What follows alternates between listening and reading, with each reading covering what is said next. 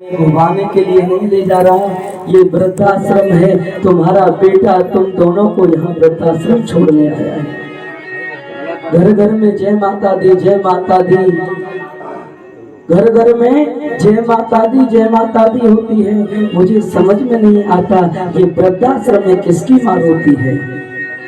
जब घर घर में जय माता दी, जय माता दी होती है तो समझ में ये क्यों नहीं आता कि वृद्धाश्रम में रोती। मैंने भी देखा एक माता को कह रही थी मेरा बेटा कलेक्टर था, 9 दिन से भूखी हूँ, कुछ खाया नहीं, कुछ मिल जाएगा क्या?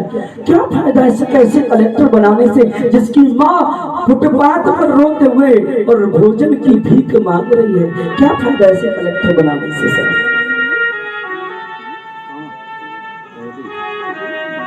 क्या फायदा? आप जानते एक फौजी व्यक्ति का दादा, अभी की घटना है ये, कुछ दिन पहले की सत्य घटना बता रहा हूँ मैं आपको। उसकी पत्नी गुजर गई, 3 बच्चे थे उसके पास।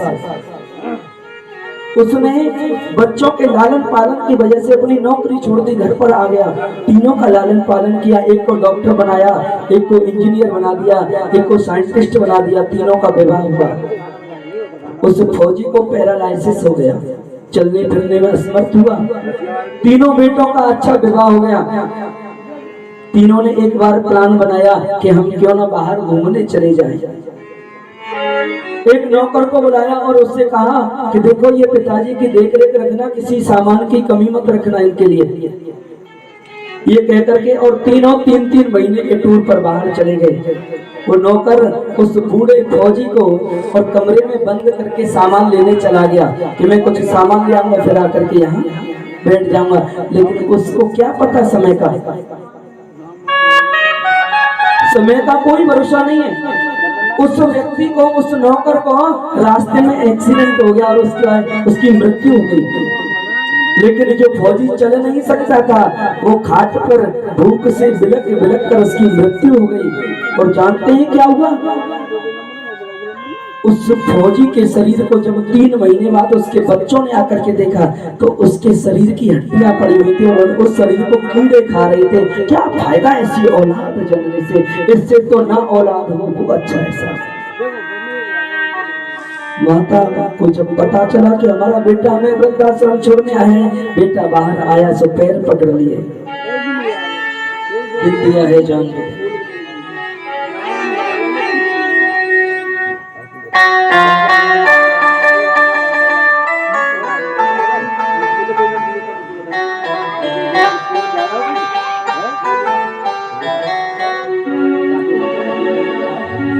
और बेटा से माँ बेटे के पैर पकड़ के बोली बेटा तू अपने घर में अगर हमको केवल बाहर रख देगा, 2 रोटी दे देगा, हम उनसे रह जाएंगे।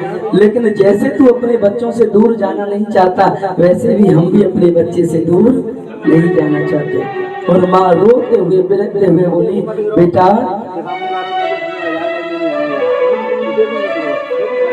हो क्या क्या दुख मैंने सहे ए बेटा तेरे लिए, और तुझ पर ही रोटी नहीं है क्यों बेटा मेरे लिए।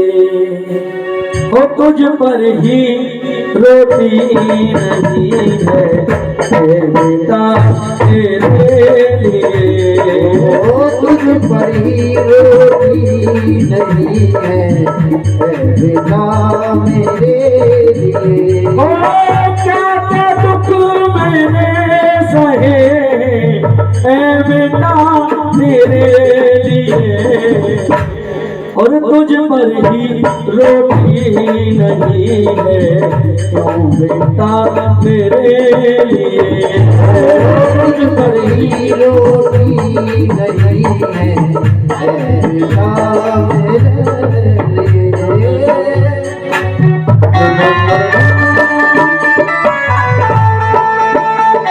अच्छा नहीं रहेगा आगे आगे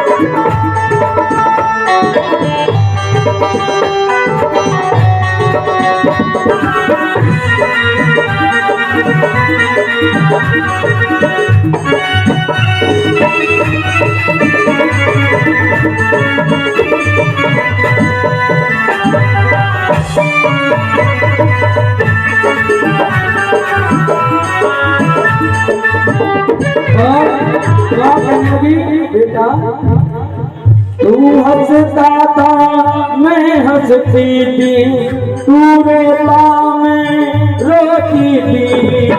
तू हंसता था मैं हंसती थी, तू रोता मैं रोती थी। ओ तू हंसता था मैं हंसती थी, तू रोता मैं रोती थी। तू रोती थी, तू मैं रोती थी। तुझको सुलाती थी सूखे में, खुद गीले में सोती थी, खुद गीले में। क्यों पता है ना बच्चे का कैसे लगना है, लेकिन तुझको खिलाने के खिलौने, तुझको खिलाने के खिलौने मैंने तो गनरे लिए, और तुझ पर ही रोटी नहीं है बेटा मेरे लिए। तुझ पर ही रोटी नहीं है बेटा मेरे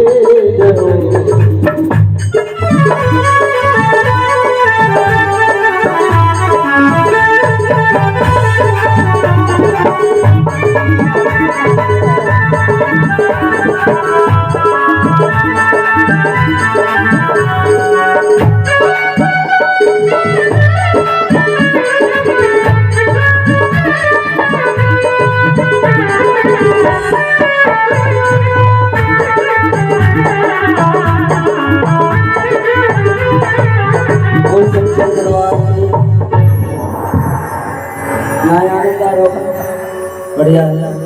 ऐसी और सुनोगे? अच्छा ऐसे चल रहे हैं।